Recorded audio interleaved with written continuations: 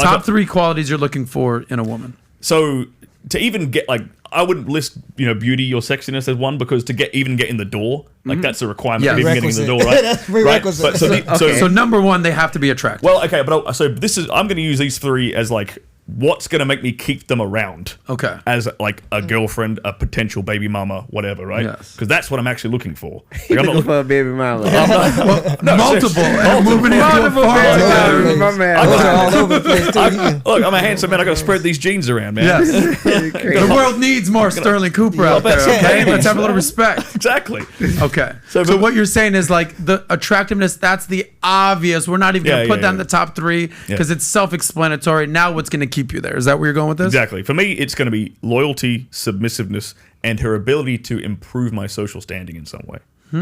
Right. Okay. So the loyalty, we get the submissiveness, unless you want to. Okay. Exactly the same principle. The social standing part, I want to hear more about that. So okay, there's many ways a woman can do that, right? Okay, is she somehow connected in a network that can help me financially or help with my business or whatever? Does she, how does she make me look in public? When I walk out the door with her on my arm, does she make me look like the man?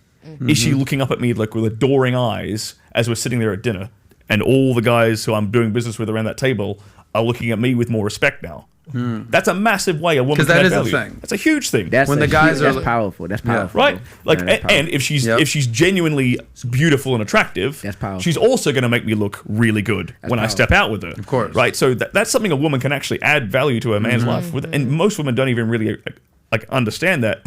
And we talked about how kind of masculine a lot of women can be these days.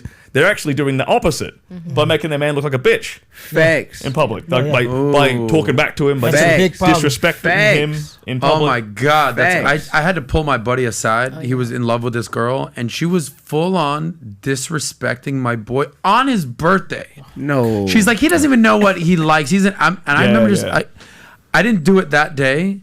And then he's like, they ended up breaking up. I was like, brother, like, the way that your girl was treating you, unacceptable. Yeah.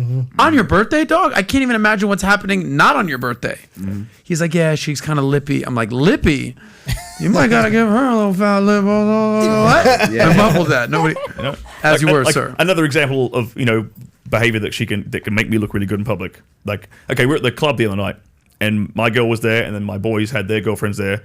And every time my drink was empty, my girl came up and gave me a fresh one, and she's watching me the entire time to see my drink. Such a powerful move. As soon as just the fact that she's like, my man's thirsty. Bang, she's taking care of me. Wow, right? And that makes me look good to all my boys. And by the way, she paid $0 for that entire table. I'm assuming it's all me. Yeah, so it's the least she could do. Yeah, exactly. Well, it's reciprocation. That's that's a good point. Yeah. It's the least she can do. Yes, but you're drinking free and eating free all night off me. Make sure that I'm not sending with an empty cup. But a lot of women will sort of take that their level of entitlement is quite high. Yep. So they think that makes them look weak. Yeah. Yes, they think that makes them look weak, bro. It makes you look good, baby. Yeah. Facts. It makes me want to keep her around. Hey, I want to say that. I want to say before I forget this.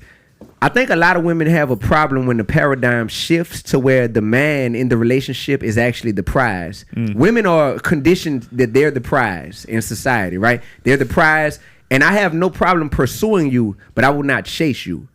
There's a big difference. A lot of women nowadays just want to be chased endlessly. They want to be chased like to infinity. And I'll pursue you. I'll initiate as a man. But at the end of the day, once we start to recognize our worth and our value and realize that we're the prize, then that's where a lot of women say, I'm not used to having to compete. I'm not used to having to bring anything to the table other than just this body that I was blessed with, that I didn't even have to work for a lot of times, that I was just naturally blessed with. And that's the problem is women are not willing to compete because if they want a man who is, in the upper echelon, they have to realize that if you want him exclusively, me and my bro right here, we talking about two different things. I'm seeking out one woman. He is like, bro, that's not even I'm not even trying to. Yeah. You're trying to repopulate. Right. So for me, I'm just like, I just recognize in the humblest way possible that I'm a prize at this point in life. And with that being said, it's very easy to recognize when someone doesn't view you as a prize and they wonder why you're not more excited about being with them. And it's just because you don't recognize my worth. But D1, you got to understand the prize, you're now the prize. But it's because you pursued excellence. What's the phrase in The Man Is for the Red Pill? Chase excellence, not women. Yeah. Okay. Because the more excellent of a man you become, the more women will show up. Facts. You weren't a prize 15 years ago. Facts. You were driving around in your 1980 Corvette, but because that's all you could afford at the time. Facts. So your mindset had to upgrade to be like, all right, I just went from being just a regular old rapper to, oh, now I'm a hit songs, labels. I'm like, my mindset needs to change right there. That's big. So fact. pursue excellence. So the people women. watching this need to know that too. Like, bro, when you're 19, 20, 21 years old, you might not be celebrated at that stage in life for being smart, you know, and for having ideas and being focused and passing on, going to the club. You won't get celebrated then. But, bro, give it 5 more years. Yes. Give it 10 more years. Yes. And you will become such a commodity in society, bro. Yes. The world will be in your hands. Respect. Exactly. So all our younger guys out there, life's a marathon, not a sprint, okay? Don't feel bad about yourselves because you're 23 years old and you don't got no money and you can't compete. Take your time. I was broke as shit when I was 26. Broke as shit. I was a millionaire by age 35. Give it 5 years. Give it 10 years. Figure it out. You can do it. Amen. You were finishing up your big 3. And what was the other one I said? I said submissiveness. I said the ability to make it look good. I said loyalty. Yeah. So for me, loyalty is like, okay, is she going to be? Are you going to be exclusive to me? Boom. Like my penis has been inside of you. Are you? If I see you on like some dude's boat the next weekend, if you go out on a girls' night the next weekend, if you're at the club, I'm like that is not a loyal woman. Okay. Instantaneously, that disqualifies you as being loyal, right? Because if we have been sexual together, I expect that you will never even put yourself in a position to advertise to another man. But how quickly can you use that? Like if you're with a girl and you go out a couple times and you sleep each other, she doesn't owe you anything after 2 days. If I've had sex with her twice, I expect that to be it. Twice? That should be the be all and end all. Wow. So one time you'll let it slide.